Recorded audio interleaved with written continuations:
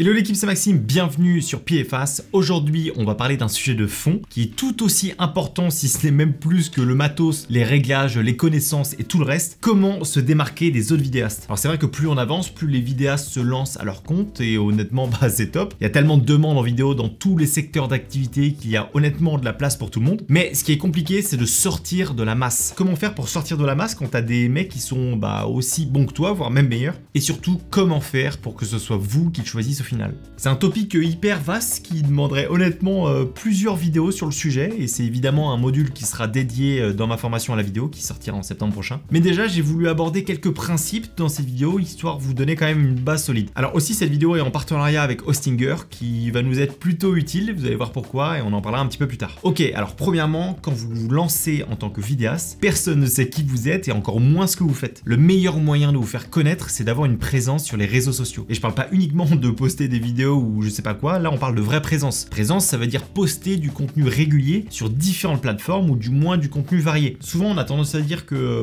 vas-y, faut que je poste une vidéo sur Insta pour montrer ce que je fais. Alors oui, dans l'idée c'est bien, mais si jamais t'as rien à montrer, qu'est-ce que tu fais? Et justement, tu publies autre chose. Ça peut être, je sais pas, un partage d'expérience sur ce qui t'est arrivé, des stats sur comment la vidéo aide les entreprises, un avis d'un client ou même de quelqu'un qui vous a demandé de faire une vidéo. Et même, je sais pas, ça peut être aussi de l'actualité en lien avec la vidéo. Le but c'est que votre réseau, même s'il est petit au début, comprenne que, ok, ce gars-là, il fait de la vidéo. Et même si vous postez des choses où que la plupart des gens vont s'en taper, entre guillemets, quand une personne va avoir besoin de quelqu'un pour filmer une interview ou un autre projet vidéo dans son entreprise, il va se rappeler justement du gars qui postait pas mal de choses sur la vidéo. Et directement, il va faire le lien. Rappelez-vous que même en entreprise, les personnes n'ont pas le temps de faire des recherches. Il y a quand même très peu de personnes qui tapent vidéaste Nantes. Par contre, ils vont chercher quelqu'un dans leur réseau qui pourrait leur envoyer un devis ou, je sais pas, même discuter du projet vidéo pour justement leur faire gagner du temps et éviter de chercher. Donc je sais que c'est pas évident, que ça fait peur ou même t'as pas forcément envie de partager ta vie à tout le monde ou même de déranger les autres, mais dites-vous bien que si vous êtes invisible, on viendra pas vous chercher ou du moins on pensera pas à vous en premier quoi. Donc postez du contenu sur Instagram avec ce que vous savez faire et si possible sur LinkedIn, c'est là où sont les pros. Vous pouvez vous inspirer de ce que partagent d'autres vidéastes ou même aller voir comment les bons communicants de la plateforme font. Commencez à communiquer sur vous, votre métier et ce que peut apporter votre savoir-faire. Ça, je vous avoue que personnellement c'est une partie que je fais pas trop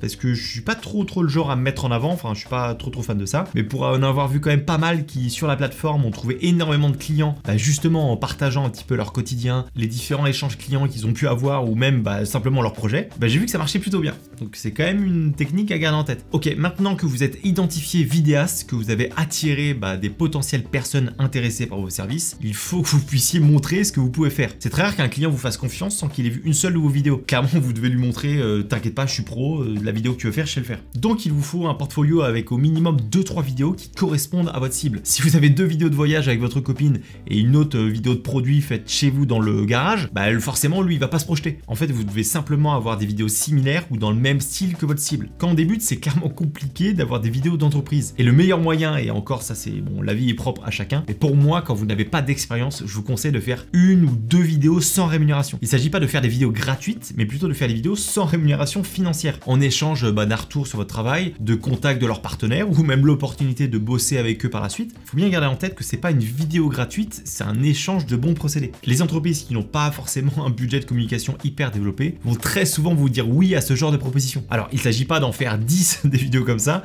mais juste 1 ou 2 histoire justement d'avoir un portfolio et d'avoir un retour de votre client, ça c'est parfait pour démarrer. Ok, vous avez 2-3 vidéos à montrer pour votre portfolio, maintenant où est-ce qu'on les met? Alors on peut les poster sur les réseaux sociaux, Insta, YouTube, LinkedIn, tout ça c'est bien, honnêtement c'est utile, mais un client il veut du pro, et qui dit contenu pro dit site internet. Pour être plus crédible, il vous faut un vrai site internet optimisé pour la vidéo et qui donne envie de bosser avec vous. Je vous avoue que j'en ai créé quand même pas mal des sites internet, avec Alexis on en a fait aussi quelques-uns, et honnêtement il y a plusieurs sites qui fonctionnent très bien, mais aujourd'hui on va parler de celui avec qui je travaille maintenant, c'est Hostinger. Alors Hostinger on va dire que c'est un peu l'outil tout en un quand on souhaite créer un site internet. On a de l'hébergement, le nom de domaine, des templates de site, des mails, du stockage, bref tout ça dans le même pack et c'est exactement ce qu'il nous faut pour notre portfolio vidéo. Alors on va voir après comment fonctionne la partie site internet qui est honnêtement bien pratique et vous allez voir qu'il va pas mal nous intéresser, mais ce que je trouve assez intéressant c'est que ça va vite, c'est simple et surtout c'est hyper abordable pour tout ce qu'on a dedans. On est quand même sur les prix quasiment les plus attractifs je crois du marché et évidemment plus vous prenez un abonnement sur le long terme, plus vous allez faire des économies. À savoir qu'en général un site internet tu le gardes quand même plusieurs années, donc perso je vous recommande un peu plus de partir sur des période de 1 voire même 2 ans, c'est plus facile. Alors oui, ici vous avez un petit code promo de 10% avec le code Pile et Face. Si jamais vous voulez souscrire justement au Hostinger, c'est toujours ça de prix. En fait, moi je vous avoue que vu que je suis quand même une énorme quiche en tout ce qui va être site internet, faut vraiment me tenir par la main et m'emmener sur toutes les étapes, sinon je suis perdu. Et ça, je vous avoue que c'est un peu ce que j'ai pu expérimenter avec Hostinger. C'est honnêtement très bien amené et du coup c'est assez pratique parce qu'on n'a pas trop à réfléchir quoi. De la création du nom de domaine au site internet en lui-même, c'est hyper intuitif. Si on prend l'exemple de créer un nouveau site, on peut choisir le nom de domaine qui va être gratuit pendant 1 an. On donne quelques infos sur notre site, sur ce qu'on veut faire, etc. Et lui va directement créer un site en quelques secondes qui va correspondre à ce qu'on veut faire. C'est assez drôle parce que du coup il va utiliser l'IA, bon on va voir à quelle sauce il le fait, mais du coup il va utiliser différentes intelligences artificielles pour comprendre ce qu'on fait et optimiser un site en fonction de notre activité. Alors ensuite évidemment tout est modifiable, mais mine de rien en quelques clics à peine, tu as un site qui est optimisé pour ce que tu veux faire. C'est aussi optimisé pour ordinateur et pour téléphone. Tu as juste à insérer quelques vidéos, changer le texte si jamais tu veux, et boum, honnêtement quelques minutes, voire même 1-2 heures grand max, et ton site est en ligne. Pour la petite anecdote, on est en train de créer un site avec Alexis sur WordPress, et je vous raconte pas la galère qu'on a eue pour coder le site, pour mettre des plugins, etc. C'est clairement pas la même manière de faire. Donc là, je vous avoue que de passer avec Hostinger sur un site, on va dire plutôt vitrine aussi, qui est un peu plus simple à mettre en place, ça quand même t'enlève pas mal de bugs et tu te prends beaucoup moins la tête. Sur le site, il y a également pas mal de templates proposés si jamais vous voulez avoir du coup plus de choix. Mais en soi, nous, ce qui nous intéresse, on veut juste simplement faire un site vitrine pour montrer ce qu'on fait. Donc ce qui va vraiment nous plaire, c'est quelque chose qui soit personnalisable et qui soit surtout facile à utiliser. Alors aussi, je voulais prendre le temps pour vous donner un peu des petits conseils pour votre site internet. Alors clairement, je suis pas expert, mais je commence à avoir un petit peu d'expérience et du coup je vois les sites qui marchent ou du moins qui convertissent, on va dire, un peu plus en contact, en tout cas sur la partie vidéo. Premièrement, je dirais que c'est quand même assez pratique d'avoir plusieurs onglets avec une page d'accueil, une page avec vos réalisations, une page de à propos de qui vous êtes et la dernière de comment vous contacter. Ça permet de séparer et je trouve que c'est pas mal. Vous pouvez honnêtement tout avoir sur une seule page. Je sais qu'il y a plein de sites qui font ça. Honnêtement, ça marche, mais je trouve que ça fait un peu fouillis. Vu qu'en général, votre prospect, lui, il veut quand même voir ce que vous êtes capable de faire, je trouve ça aussi plus intéressant de lui envoyer l'URL directement avec vos réalisations. Et c'est là où du coup votre page réalisation, faut qu'elle soit quand même assez sobre, sans trop de distractions visuelles. L'idée c'est que l'œil soit directement attiré par votre vidéo. Alors oui aussi pareil, mais ne mettez pas toutes vos vidéos que vous avez faites. L'idée c'est de garder peut-être les 4-5 vidéos les plus récentes ou ceux qui ont le plus d'intérêt. Évitez aussi les vidéos de vacances, même si elles sont hyper stylées, des rushs de drone, c'est trop beau tout ça. C'est pas hyper pro une vidéo de vacances, donc clairement votre client lui il va un peu s'en taper de ça. La page à propos aussi hyper importante parce que ça permet de savoir qui vous êtes. Donc c'est bien d'avoir une photo de vous, si possible avec une caméra ou sans, mais le plus important c'est de mettre un visage sur un nom. Ensuite, donner une rapide description de ce que vous êtes et de qui vous êtes. Ça sert à rien de faire un pavé avec toutes vos formations, le bac, S, mention, tout ça, on s'en tape. Ce qui va intéresser votre client, c'est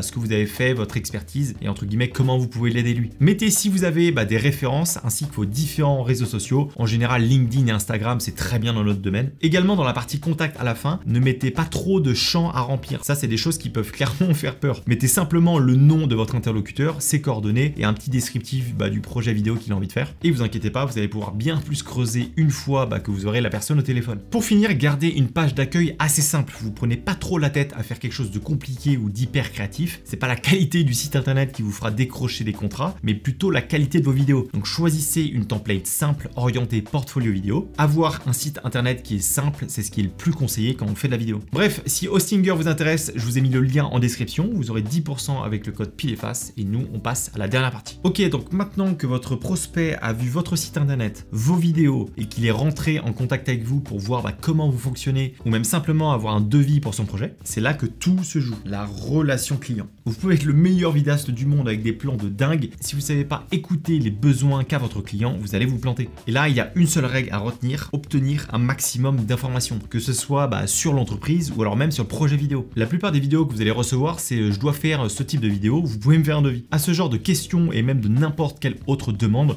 proposez toujours un appel avec la personne pour en savoir plus. Dites-lui que c'est pour mieux comprendre le projet et proposez du coup un devis cohérent avec ce que eux ont besoin. Cet appel-là, c'est la clé. Vous devez poser un maximum de questions sur qui ils sont, pourquoi ils font de la vidéo sur ce projet, qui est leur cible, comment ils comptent communiquer dessus et ensuite creuser sur le projet vidéo en lui-même. Mais il est important de comprendre l'enjeu du projet vidéo avant de rentrer dans les détails de ce qu'ils aimeraient avoir. En fait, dans ce genre de call, vous devez plus ou moins parler pendant 20-30% du temps et votre client 80%. Déjà, plus vous avez d'informations, moins vous aurez de surprises et surtout ça montre à votre client que vous l'écoutez vraiment et donc il comprend que vous allez répondre à son besoin. C'est surtout que honnêtement ça vous donne beaucoup beaucoup d'infos et vous allez pouvoir argumenter après là-dessus. S'il vous dit, bah nous on aime bien faire des vidéos assez dynamiques avec des sous-titres, des mots-clés, etc. Quand vous allez parler de vous et présenter votre manière de travailler, bah justement vous pouvez vous appuyer sur ce que vous a dit votre client juste avant. Ah bah oui, bah du coup j'ai bossé sur d'autres projets où justement fallait faire des choses assez dynamiques. On avait mis pas mal de mots-clés, un petit peu de motion design, etc. Ce qui est intéressant, c'est que du coup, bah, votre client, il va forcément connecter avec cette phrase-là, il va se dire, ok, ce gars-là, il est capable de faire ce que je lui demande. L'écoute, c'est l'arme la plus puissante en business et pas que en vidéo, dans tout domaine confondu, et ça depuis des centaines d'années. Donc, rappelez-vous que plus vous avez d'infos, plus vous avez de chances de signer le projet. Et même chose, une fois que le projet est signé, alors il en va de soi, mais soignez la relation que vous entretenez avec votre client. Il s'agit pas non plus de se plier en quatre et de dire oui à tout, mais soyez le plus agréable possible pour que votre client se dise à la fin, ouais, ce mec ou cette nana, ça s'est hyper bien passé. Si jamais on a un autre projet, je suis chaud de bosser avec lui, quoi. Entre quelqu'un qui a fait une très bonne vidéo, mais un peu connard sur les bords, et un autre qui a fait une vidéo pas incroyable, mais en soi qui passe, et en plus qui a été hyper sympa tout le long, je vous laisse deviner qui le client va rappeler pour un autre projet. Les entreprises bossent avec ceux qui comprennent rapidement quel est leur besoin et qui répondent exactement à ce qu'ils attendaient. Et la plupart du temps, les besoins clients en entreprise sont plutôt simples, à tel point que n'importe qui peut le faire avec un peu de savoir-faire et beaucoup de savoir-être. Voilà, j'espère que cette vidéo vous aura été utile. N'hésitez pas à aller checker Hostinger qui est en lien du coup en description. Pareil, si jamais vous êtes intéressé par la formation que je suis en train de développer qui sortira en septembre, je vous ai mis tout ça en lien en description. Et nous on se dit à la prochaine vidéo, la bise!